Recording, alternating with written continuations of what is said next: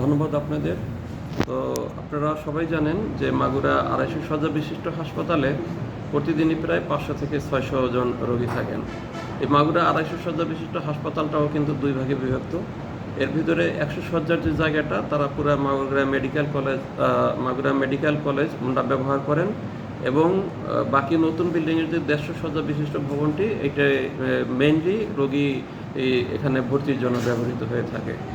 তাহলে প্রতিটা প্রায় এই ১৫০ থেকে ২০০টা বেডের এগেনস্টে ৫০০ থেকে ৬০০ জন রোগী থাকে, যার ফলে কিন্তু ক্রাইসিস আমাদের সবসময়ই হইতেছে এবং অনেক রোগী বেডে থাকতে না পেরে তাদের ফ্লোরে রাখতে হইতেছে। তবে এই সমস্যাটা উত্তরণের একমাত্র আমি উপায় মনে করি যে মাগুরা মেডিকেল কলেজ যদি তাদের নিজস্ব স্থাপনায় দ্রুত চলে যান এবং তাদের স্থায়ী ক্যাম্পাস গড়ে তোলেন, তাহলে আমরা পুরো হসপিটালটি মাগুরা ২৫০ শয্যা বিশিষ্ট হাসপাতালের জায়গা হিসাবে ইউজ করতে পারবো এবং তখন এই সমস্যাটা অনেকটাই কমে যাবে।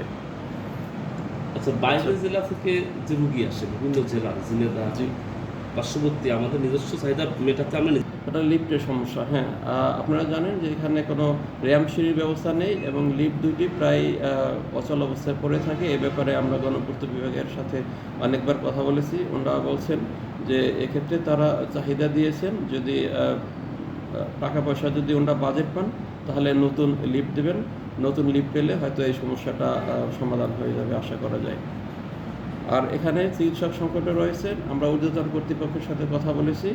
তো ওনারা বলছেন যে চিকিৎসা সংকট সারা বাংলাদেশেই রয়েছে, তারপরেও ওনারা যতটা সম্ভব আমাদের কয়েকজন দিচ্ছেন ইন দি মিন টাইম এবং বলছেন যে ভবিষ্যতে যদি চিকিৎসকের অ্যাভেলেবিলিটি হয় তাহলেও আমাদের চিকিৎসক প্রদানের অগ্রাধিকার এখানে দেবেন।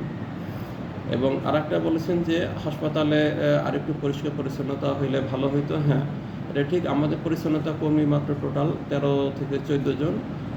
আউটসোর্সিংয়ের আমরা অনুমোদন পেয়েছি, খুব তারা ২-৪ দিনের মধ্যে অনুমোদন পেয়েছি। এটা আমরা খুব তাড়াতাড়ি টেন্ডার করব। টেন্ডার করা হলে আরও ১৪ জন আউটসোর্সিং কর্মী আছে, যার ফলে আমাদের পরিষ্কার পরিচ্ছন্নতা কর্মীও বাড়বে। তখন আমাদের পরিষ্কার পরিচ্ছন্নতা হাসপাতালের পরিষ্কার পরিচ্ছন্নতার মান আরও ভালো হবে বলে আমি বিশ্বাস করি। যে প্রতিটা রোগীর সাথে প্রায় ৩-৪ জন অ্যাটেন্ডেন্স থাকেন, তারা হসপিটালে নোংরা এবং তারা খাওয়া দাওয়া অন্যান্য করে, তাদের খাওয়া দাওয়ার জন্য আলাদা যদি ব্যবস্থা করেন। আসলে এই অল্প জায়গায় রোগী রাখাও সমস্যা। তারপরেও যদি এখানে মেডিকেল কলেজটা যদি অন্যত্র যায়, আমাদের যদি আরও জায়গায় যদি সংকুলন বেশি হয়, তাহলে আমরা আপ্রাণ চেষ্টা করব যে একটা ক্যান্টিন তৈরি করার জন্য, যেখানে হয়তো রোগীর অ্যাটেন্ডেন্টগুলো ওখানে খাওয়া দাওয়া করতে পারবেন। তো হ্যাঁ, আমরা কিছুটা সমস্যার ভিতরে আছি, তারপরেও সমাধানের পথও আছে। আমরা আশা করি ঊর্ধ্বতন কর্তৃপক্ষ এবং স্থানীয় জনগণ সবাই মিলে যদি আমরা আন্তরিকতার সাথে কাজ করি, তাহলে এই সমস্যাগুলো ধীরে ধীরে আমরা কাটিয়ে উঠতে পারবো। সবাইকে ধন্যবাদ।